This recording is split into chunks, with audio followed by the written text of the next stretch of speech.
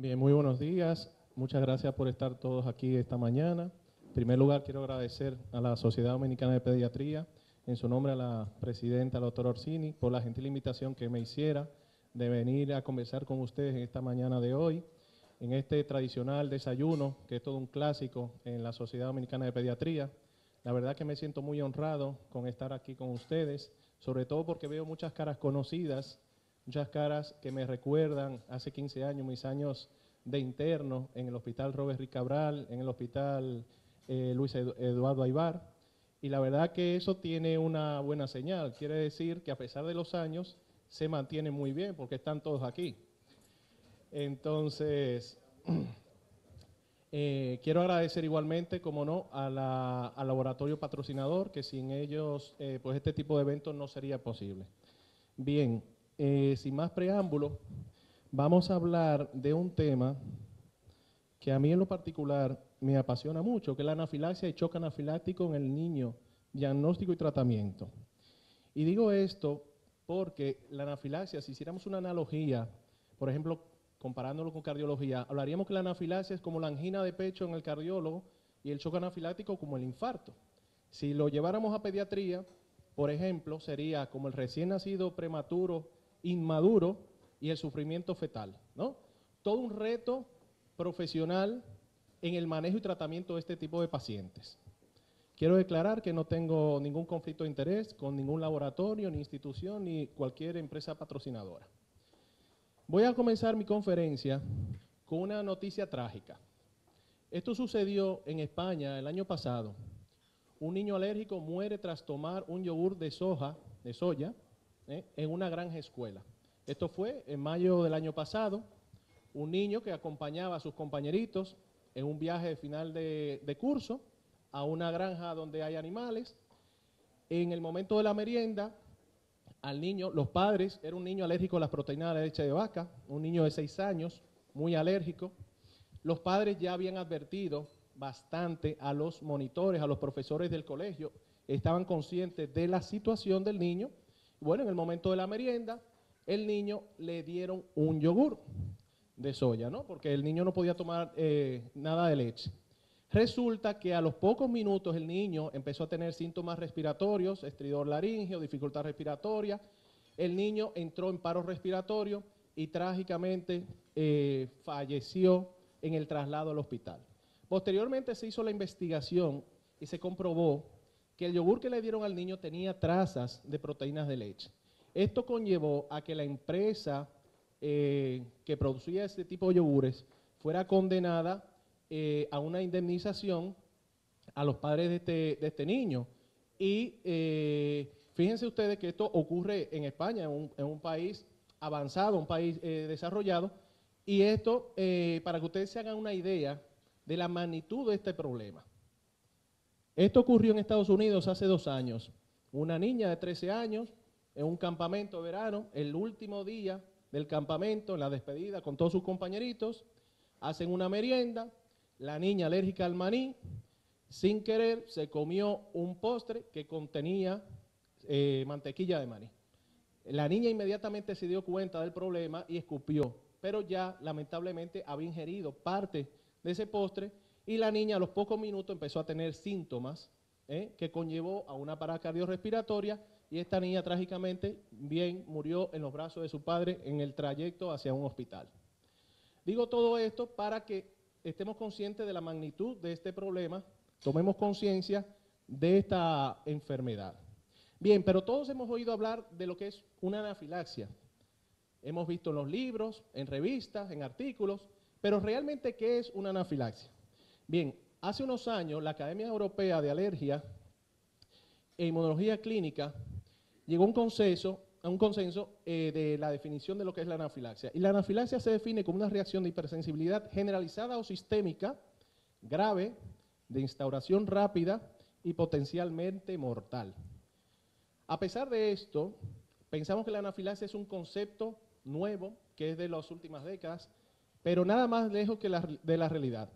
La anafilaxia, ya en los papiros egipcios, por allá por el año 2700 a.C., se encontraron que el faraón Menes se describe la muerte del faraón Menes por una picadura de abejorro, donde se describen síntomas que probablemente sugerían una reacción anafiláctica. Sin embargo, no fue hasta el siglo XX, cuando unos fisiólogos franceses, Charles Richet y Paul Portier, fueron llamados por el rey Alberto I de Mónaco para observar un fenómeno que él le llamaba bastante la atención. Él, cuando salía a pasear con sus perros por las playas de la Costa Azul, veía que algunos de sus perros eran picados por una medusa, Physalia physalis, y no morían, y otros sí. Cuando ellos empezaron a observar el fenómeno, se dieron cuenta de que los perros que eran picados por primera vez, estos perros no les ocurría nada. Pero si este perro era picado por segunda o tercera vez, entonces desencadenaba la reacción anafiláctica y fallecían. De ahí que se acuñó el término anafilaxia como pérdida de protección contra una toxina. En cuanto a la epidemiología de la anafilaxia, vemos como a nivel mundial, en cuanto a los adultos, la incidencia es de 3 a 30 casos por cada 100.000 personas al año. Sin embargo, esta cifra en niños es desconocida, sobre todo porque es subestimada, porque la mayoría de los casos leves y moderados, si llegan a la emergencia, no se registran como una anafilaxia, se registran como una urticaria, un angedema. Sin embargo, son anafilaxias. Entonces, esta cifra en niños actualmente desconocida. Si nos fuéramos a los grupos de edad, la mayoría de las anafilaxias que ocurren son en adolescentes y adultos jóvenes, y sobre todo por causa alimentaria. En cuanto a la mortalidad, vemos que hasta un 2% de todas las reacciones ocurren por una anafilaxia. Como dato curioso, en Estados Unidos ocurre un episodio de anafilaxia de origen alimentario cada 6 minutos, siendo el maní la principal causa de muerte por anafilaxia en Estados Unidos. Entonces, a nivel mundial vemos como el maní sigue siendo, en los estudios que se han hecho tanto en Estados Unidos, Australia y Reino Unido, la causa principal en las últimas décadas de anafilaxia fatal por alimentos. En Japón, que tiene una típica dieta a base de pescado marisco, la principal causa es el camarón. Estos son datos que se publicaron en la Semana Mundial de la Alergia en el año 2013, o sea que son datos recientes. En el año 2013, en el Congreso Europeo de Alergia, el Comité de Alergia a Alimentos y de Anafilaxia lanzó una campaña llamada Cuidado con la alergia, donde una de las enseñanzas que nos trajo es que la anafilaxia hace que millones de personas vivan con miedo a las cosas más sencillas. Entonces, en España, en el año 2009, un grupo de expertos del Comité de Alergia a Alimentos y Anafilaxia desarrolló esta guía práctica, una guía de actualización en anafilaxia llamada Galaxia, donde se engloban todos los conceptos básicos sobre lo que es la fisiopatología de la enfermedad, el manejo, el diagnóstico y el tratamiento. La anafilaxia es una enfermedad que no solamente los pediatras y los alergólogos debemos de conocer. Es una enfermedad que todos debemos de reconocer y saber actuar, porque es una emergencia. Esta guía la pueden encontrar en esta página web, ahí está esta guía Galaxia. En cuanto a la fisiopatología de la enfermedad, si recordamos los conceptos básicos de la inmunología, toda reacción alérgica, para que ocurra, tiene que haber primero un contacto primario, ¿verdad? Con un apteno, un medicamento o una proteína alimentaria que se une a una célula dendrítica, que es la que presenta el antígeno, al linfocito T, este linfocito T al linfocito B se transforma en una célula plasmática y empieza a producir la IgE en gran cantidad. En un siguiente contacto con el alimento o un medicamento, este alimento o este medicamento se une a estas IgE que están ancladas en la superficie del basófilo y del mastocito en mayor cantidad y se produce a continuación una degranulación de estas células, produciendo las acciones tisulares que conllevarán a los síntomas que más adelante hablaremos de ellos. Entonces, como acción de esta reacción, se van a liberar una serie de aminas, como la histamina, citoquinas, como el factor activador plaquetario, las prostaglandinas y enzimas como la triptasa, que van a conllevar a que se produzca un aumento de la permeabilidad vascular, la broncoconstricción, la hipermotilidad intestinal, inflamación y el remediado tisular, sobre todo a nivel del árbol respiratorio. Bien, en cuanto a la casuística, vamos a ver qué diferente es la casuística En cuanto a las causas en adultos, vemos como los medicamentos ocupan el primer lugar, sin embargo en niños el 50% mayoritariamente es por alimentos. ¿Y qué alimentos son los principales? Pues los frutos secos, el huevo y la leche son los principales alérgenos alimentarios, sobre todo porque la mayoría de las veces aparecen de forma oculta. Muchas veces desconocemos que estos alimentos, estos alérgenos están dentro de muchos alimentos industrializados. Hay que llamar la atención que en Latinoamérica, en los países anglosajones, por nuestra dieta, el maní y la soya, que son dos legumbres, suelen estar dentro de las causas principales de anafilaxia y que tenemos que tener pendiente. Si fuéramos los medicamentos de los niños, la causa más frecuente es la amoxicilina, sobre todo la presencia de exantemas maculopapulares.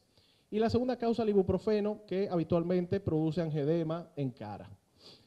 A nivel transquirúrgico, la mayoría de las causas son subestimadas, muchas veces porque durante una cirugía, pues por el mismo procedimiento puede haber una hipovolemia, palidez, y entonces no se considera que es una reacción alérgica que está pasando, aparte de que el paciente está cubierto con los campos quirúrgicos y no visualizamos las lesiones que puede estar teniendo el paciente. Los medicamentos principales son los relajantes musculares, el látex y los antibióticos. Luego tenemos otras causas, como la anafilaxia inducida por ejercicio, que ocurre en adolescentes que salen a correr, van al gimnasio, y que esta causa es más rara y no se puede predecir en qué momento puede suceder. Se cree que el ejercicio actúa como agente físico y que induce la reacción alérgica.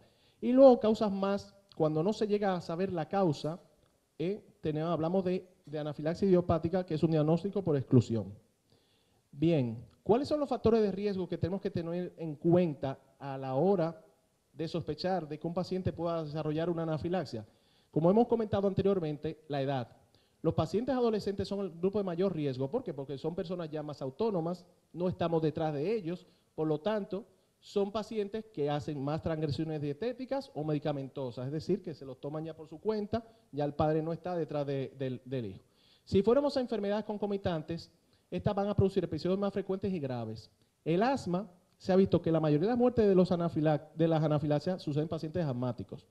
Los pacientes que tienen mastocitosis sistémica, que es una enfermedad bastante rara, los episodios de anafilaxia son peores en pacientes que son alérgicos a picadura de himenópteros, de abeja o avispa.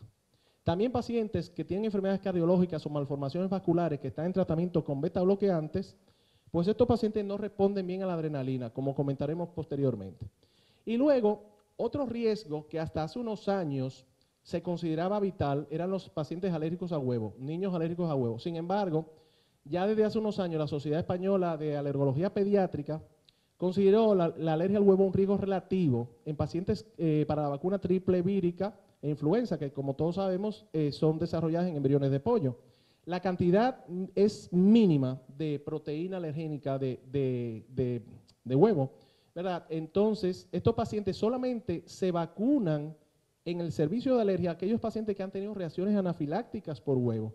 Los demás pacientes se vacunan en su centro de salud o los centros de vacunación que tiene habilitado el Ministerio de Sanidad en España.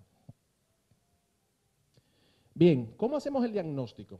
Bueno, el diagnóstico de anafilaxia es básicamente clínico. Lo primero que tenemos que hacer es una historia, aparte ya de estar tratando al paciente, obviamente, cuando hacemos la historia tiene que ser meticulosa, tiene que ser una historia de detective prácticamente, muy dirigida hacia los antecedentes de este paciente. Vamos a visualizar, siempre vamos a preguntar sobre los eventos previos que ha tenido este paciente, si ha tenido una anafilaxia previamente. Habitualmente los pacientes que tienen anafilaxia suele ser por la misma sustancia desencadenante, aunque no siempre. Pacientes que han tenido, que tienen enfermedades alérgicas, buscar si tienen rinitis, asma, dermatitis atópica, porque estos son factores agravantes. Si el paciente ha tenido viajes recientes, si ha estado en un cumpleaños, si ha hecho una comida fuera de casa, si ha tomado algún alimento nuevo. Si el paciente ha estado en la ciudad o en el campo, ¿por qué? Porque un paciente que ha tenido una picadura de avispa es más frecuente que le ocurra en el campo y no en la ciudad, ¿verdad? Si el paciente ha recibido un tratamiento previo, un antibiótico, un antiinflamatorio que le ha dado la madre un par de horas antes, siempre buscaremos otros síntomas de alergia a factor riesgo, como el asma, la mastocitosis, que también puedan agravar el cuadro. Igualmente, eventos ocurridos en horas previas. Por ejemplo, el ejercicio, el baño de agua caliente, se dan casos de pacientes que a lo mejor no son alérgicos a una proteína alimentaria, comen unas galletas, por ejemplo, y van a correr, muy frecuente, pacientes que se toman una barrita, van a hacer ejercicio, y el ejercicio, el aumento de la temperatura corporal, como puede ser un baño de agua caliente igualmente, desencadena la anafilaxia. Se ha visto que en pacientes, aún sin antecedentes alérgicos, no podemos descartar el diagnóstico. Muchas veces la primera manifestación de una alergia alimentaria es una anafilaxia. Entonces, en cuanto a los criterios clínicos, tenemos que hay varios sistemas envueltos en la sintomatología de una anafilaxia. La piel y las mucosas, los síntomas digestivos, el aparato respiratorio y el aparato cardiovascular. Nunca van a aparecer en un orden establecido. O sea, la aparición de los síntomas de anafilaxia pueden ser al azar. Entonces, estos son los síntomas que todos conocemos. La urticaria, el angioedema de labios, angioedema de párpados, el estridor o el espasmo laringio, el dolor de pecho, el dolor abdominal. Sin embargo, no existen signos ni síntomas patognomónicos de esta condición. Bien, en esta guía que les comenté se reúnen unos criterios clínicos para hacer el diagnóstico. En el criterio 1 veremos que la piel y las mucosas es el principal, digamos, órgano envuelto. Entonces, haremos el diagnóstico cuando tengamos la piel o mucosas envueltas más compromiso respiratorio. Habitualmente los pacientes que tienen anafilaxia y tienen compromiso respiratorio, la causa principalmente son los alimentos. Cosa que no ocurre, por ejemplo, cuando se trata de medicamentos o picadores de himenópteros, donde vamos a tener disminución de la presión arterial o síntomas asociados a esta, síntomas asociados a hipoperfusión. Esto es el criterio 1. Se ha visto que hasta un 18% de los casos tienen síntomas cutáneos ausentes. Por lo tanto, no podemos descartar nunca una alergia si un paciente llega sin síntomas cutáneos. Otro criterio, donde no hay síntomas cutáneos, como he comentado, aparecen directamente compromiso respiratorio, como puede ser la disnea, espasmo laringeo de glotis, la disminución de la presión arterial o síntomas asociados a hipoperfusión, y síntomas gastrointestinales persistentes, que pueden ser desde dolor abdominal, vómitos, cólicos, diarrea. Con 2 de estos criterios hacemos el diagnóstico de una anafilaxia. Y el criterio 3, digamos que es el más grave. Cuando el paciente directamente llega con síntomas graves, síntomas donde hay una disminución de la presión arterial que se ha clasificado por grupos de edad. En los recién nacidos y lactantes, cuando tenemos una presión arterial sistólica de menos de 70, en los niños de 1 a 10 años, esta presión arterial sistólica se le suma a la edad por 2, se multiplica por 2, y en los niños mayores de 11 años es cuando la presión arterial sistólica es menos de 90 o un 30% de su presión arterial basal. En cualquiera de estos 3 grupos de edad, la aparición de esta disminución de la presión arterial directamente compromete gravemente la vida de este paciente, porque puede entrar en un shock anafiláctico en breves minutos. Bien, diagnóstico de laboratorio. ¿Qué pruebas tenemos? Lo primero que les digo, no pierdan tiempo pidiendo un hemograma, pidiendo una bioquímica en una sala de emergencia, porque eso no vale para nada. Ni se les ocurra pedir una IgG total, porque tampoco vale para nada en el momento que estamos haciendo el diagnóstico de una anafilaxia en emergencia. Como mucho podrían pedir unos gases arteriales si tenemos un paciente que está con signos claros de insuficiencia respiratoria. Entonces, ¿qué prueba podemos pedir en una situación de emergencia? Pues una triptasa sérica. La triptasa es una proteasa neutra que está preformada en gran cantidad en los mastocitos y en menor cantidad en los basófilos, que se libera de forma masiva cuando se produce un evento alérgico. Los valores normales de la triptasa andan alrededor de los 11.4 picogramos por litro. Sin embargo, hay pacientes que pueden tener una anafilaxia y pueden tener valores normales. No lo descarta, porque muchas veces cuando se toma la muestra, el paciente a lo mejor ya ha sido tratado. Entonces, eso puede alterar el resultado. Vamos a tomar 3 muestras. Justo en el momento que sospechamos del cuadro, el momento del diagnóstico, a la hora del comienzo de los síntomas, que ya hemos instaurado el tratamiento, y a las 24 horas.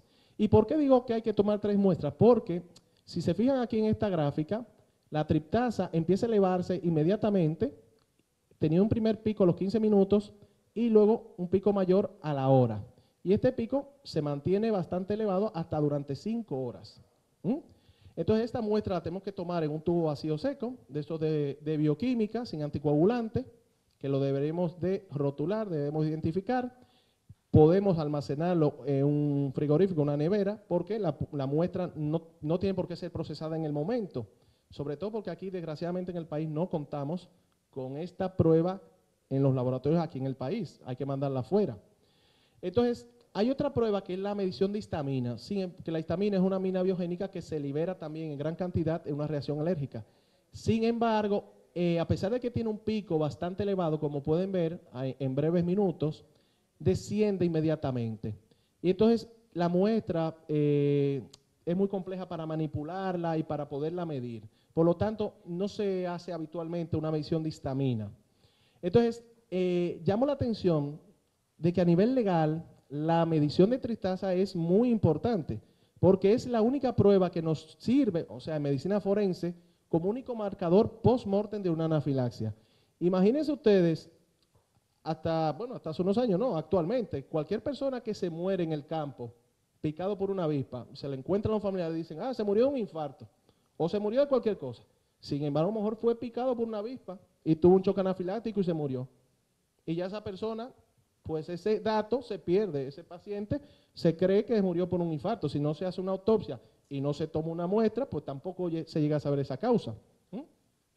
Bien, en cuanto al diagnóstico diferencial de la anafilaxia, pues obviamente están todos los cuadros alérgicos que hemos mencionado, pero de forma aislada, de forma separada, como la urticaria, el angedema, también las reacciones vasovagales, muchas veces nos pueden confundir con un cuadro de anafilaxia, la aspiración de cuerpo extraño en niños pequeños, el distrés respiratorio que puede ser por causa infecciosa, incluso la imaginación intestinal, una patología quirúrgica, pueden confundirnos. Y otras patologías un poco más raras, causas más raras, que también pueden estar dentro del diagnóstico diferencial. Bien, ya cuando hablamos de cuadros graves, vamos a hablar cuáles son los indicadores de progresión a parada cardiorrespiratoria o choque anafiláctico. Vamos a ver que el paciente clínicamente empeora de forma rápida y progresiva, presentando signos de insuficiencia respiratoria, estridor, sibilancias, taquipnea, cianosis y síntomas, otros tipos de síntomas como los vómitos, hipotensión, síncope, arritmias, hasta el paciente llega a tener una pérdida de la conciencia. Estos son, pues, los signos que nos avisan de que el paciente se está poniendo malo y que hay que actuar con inmediatez. Hay que tener pendiente que las anafilaxias, hasta un 20% de los casos presentan reacciones bifásicas, es decir, que el paciente puede tener un cuadro agudo en el momento que lo vemos y ese paciente podemos cometer el error de mandarle a casa después que lo hemos tratado y a las 8 hasta 72 horas después puede tener un segundo repunte de los síntomas que pueden ser igual de graves que la sintomatología inicial. Pero esto no lo podemos predecir. Se ha comentado de que los pacientes que tienen reacciones bifásicas son aquellos que han tenido reacciones graves iniciales o aquellos en el cual el manejo se tarda, que no hacemos las medidas, no tomamos las medidas correctivas del lugar rápidamente. Bien, ¿cómo tratamos la anafilaxia? Miren, en el año 2007 en la revista Allergy salió publicado este algoritmo, donde salen todos los conceptos, toda la sintomatología y la forma de cómo tratarlo. Sin embargo, en la misma guía Galaxia sale sintetizado en este esquema. Lo primero que tenemos que hacer en un medio hospitalario, como todos sabemos, ante la sospecha de un shock, sea el que sea, es el ABC, ¿no? Observar la vía aérea, la respiración de este paciente y el pulso. Inmediatamente esto lo hemos evaluado, administración de adrenalina intramuscular. No podemos perder tiempo con esto, señores, adrenalina intramuscular. Entonces, posteriormente pasaremos a estabilizar la vía aérea, administrar oxígeno, altos flujos, asegurarnos que el paciente tenga unas buenas vías venosas cogidas, reponer fluidos y monitorizar a este paciente. Si este paciente presenta síntomas de insuficiencia respiratoria, pues vamos a valorar la intubación, la traqueotomía o cricotirotomía y la ventilación mecánica. Este paciente debe ser llevado a una unidad de cuidados intensivos.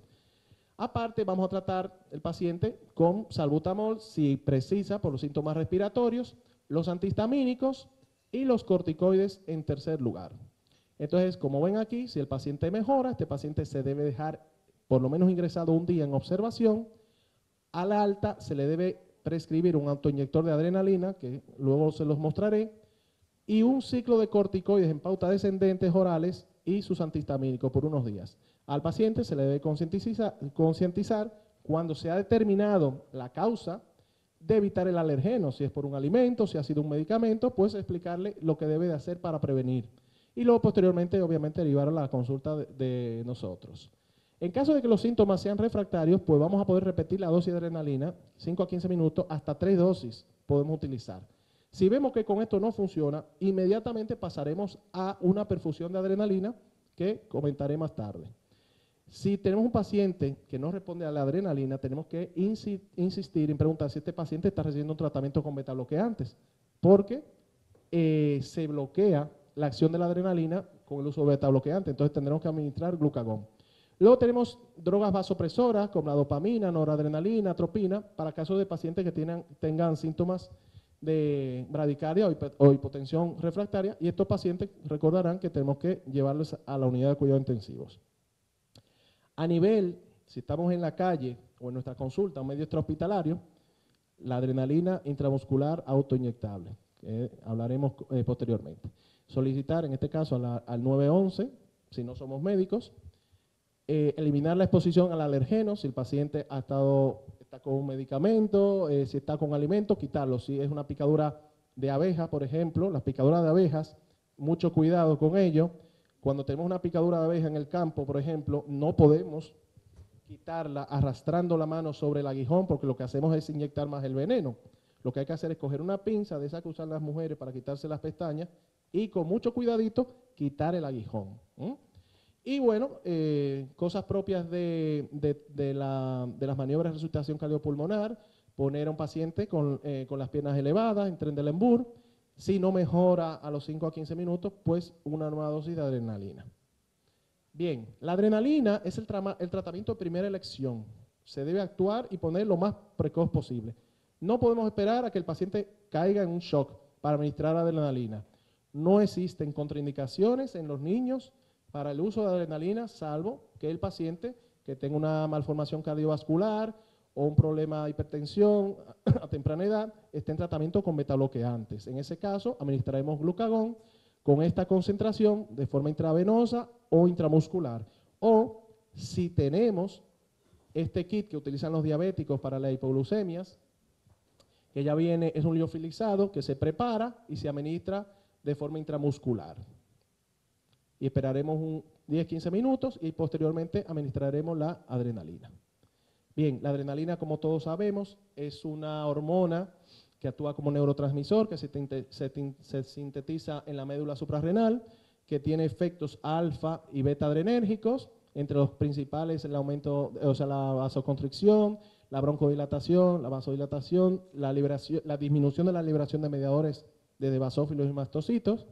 Y siempre recordar que cuando administramos adrenalina a los pacientes tenemos que advertirles de los efectos colaterales, las palpitaciones, la taquicardia, mareos, temblores, pálida, ansiedad, todo esto que es de sobra conocido por todos ustedes. Bien, ¿qué presentaciones tenemos de adrenalina a nivel comercial? Pues tenemos la típica que todos conocen, la ampolla de 1.000, la presentación 1.000 y la jeringuilla precargada. Entonces, si utilizáramos esta adrenalina, tenemos que esta adrenalina viene en un volumen de 1 mililitro que es igual a 1 miligramo. La podemos administrar siempre intramuscular, 0.1 a 0.3 mililitros cada 15 minutos en el brazo o en el vasto externo del muslo. Si lo utilizáramos intravenosa en forma de bolus, cogeríamos 1 mililitro, o sea, esta ampolla, la diluiríamos en 9 mililitros de suero, y cogeríamos 0.1 a 0.3 mililitros de esta dilución, que ya sería 1 en 10.000, y la administraríamos en bolus. Si quisiéramos utilizarla en perfusión, lo que hacemos es que cogemos el peso del niño, lo multiplicamos por 0.3 y lo que nos da lo diluimos en 50 mililitros de suero salino o de glucosal 5 y se pasa a una velocidad de 1 mililitro hora.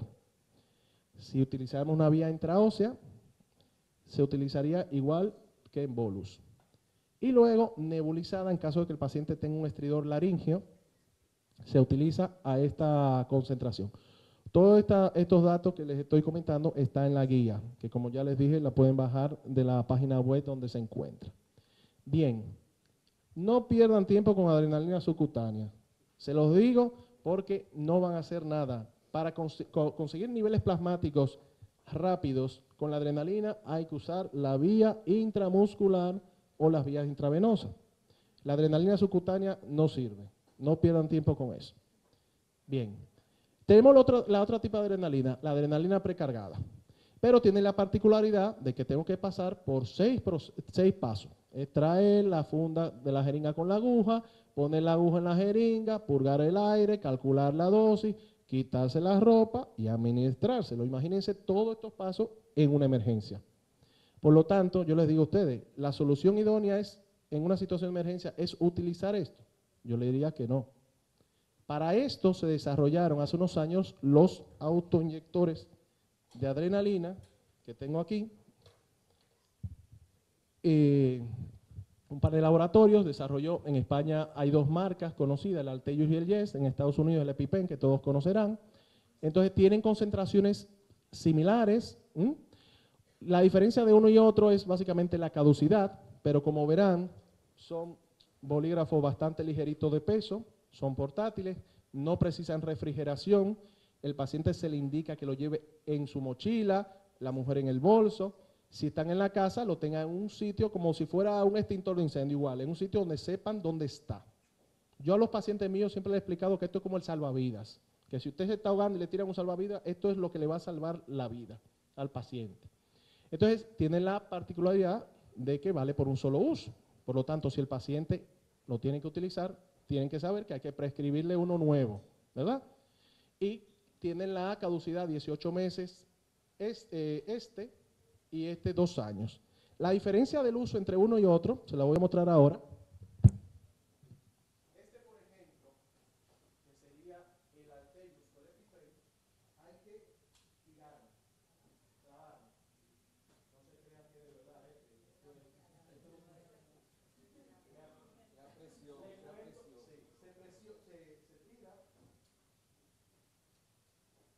se tira y se deja 10 segundos para que entre bien el líquido. Extiende el vaso entre los músculos. 10 segundos. Yo tengo una anécdota curiosa. Un día mi jefe, enseñándoselo a un paciente en su consulta, sin querer cogió uno de verdad y se lo clavó. Y el hombre salió de allí.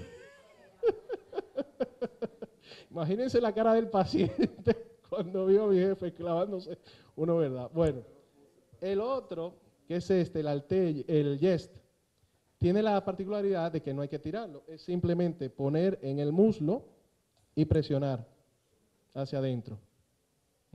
Y salta la agujita que viene ahí dentro, 10 segundos. Lamentablemente en el país no los tenemos. Yo estoy luchando para que algún laboratorio, por ejemplo los laboratorios de España, lo puedan traer. Es también parte de la Sociedad Dominicana de Pediatría como la Sociedad Dominicana de Alergología que nos pongamos de acuerdo para, digamos, ver cómo este medicamento puede llegar al país. Esto vale 30 a 35 euros actualmente. En España la Seguridad Social esto lo financia. Si lo pagáramos de nuestro bolsillo, 30 a 35 euros. Yo he sabido de gente que lo trae de Estados Unidos y allí le cuesta un riñón, no sé por qué, pero esto cuesta 30 a 35 euros. Pero es un dispositivo vital. Se lo dejo aquí a los residentes para que lo vayan viendo. Bien.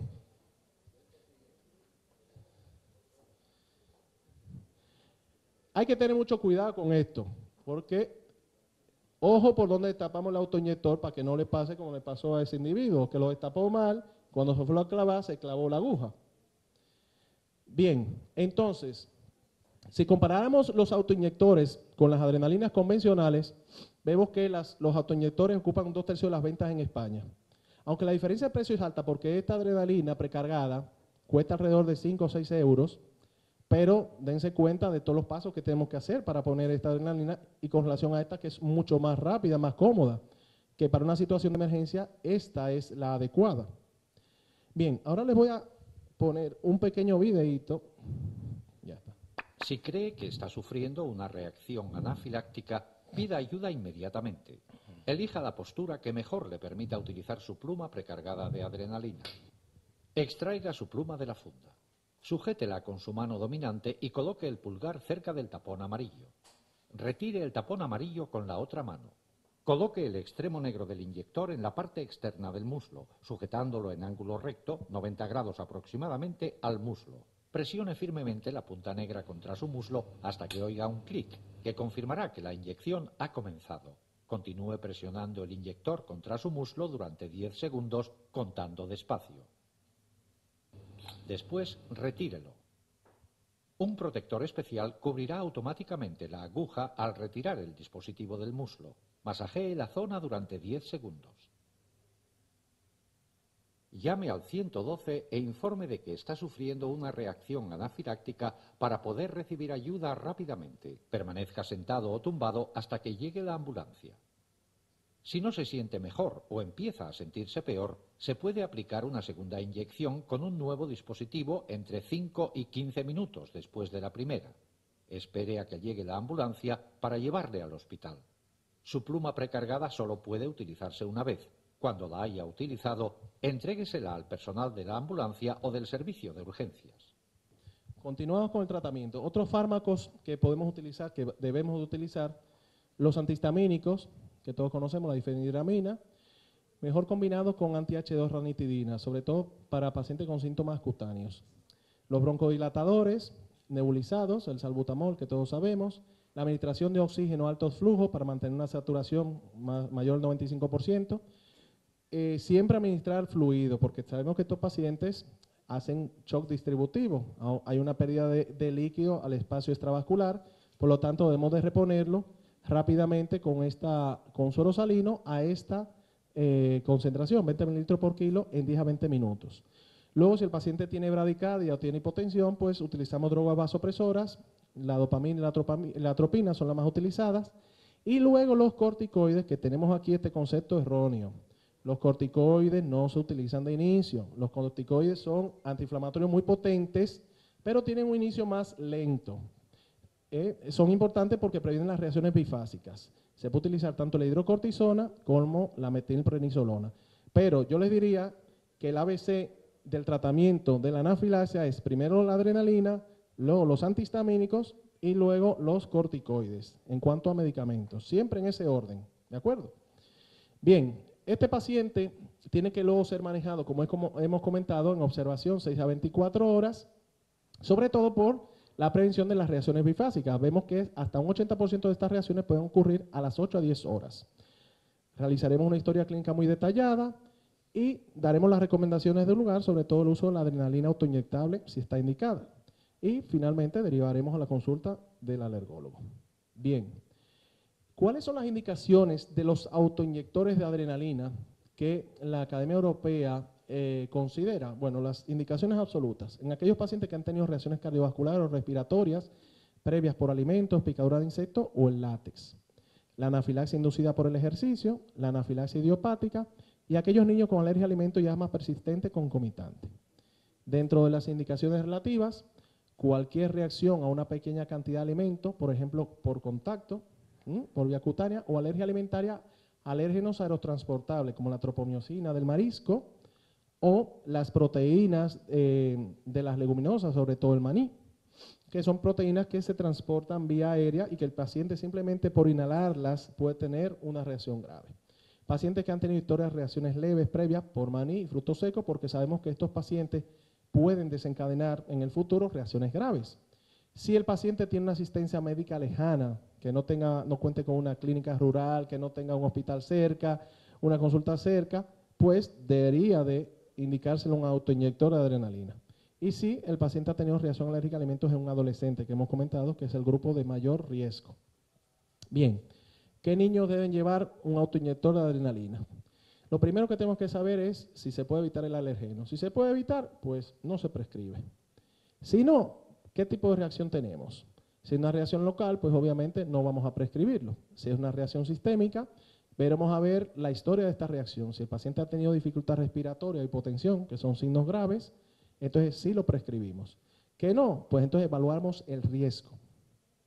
Si es riesgo bajo, pues no se prescribe. Si es un riesgo alto, se prescribe. Siempre evaluamos el riesgo.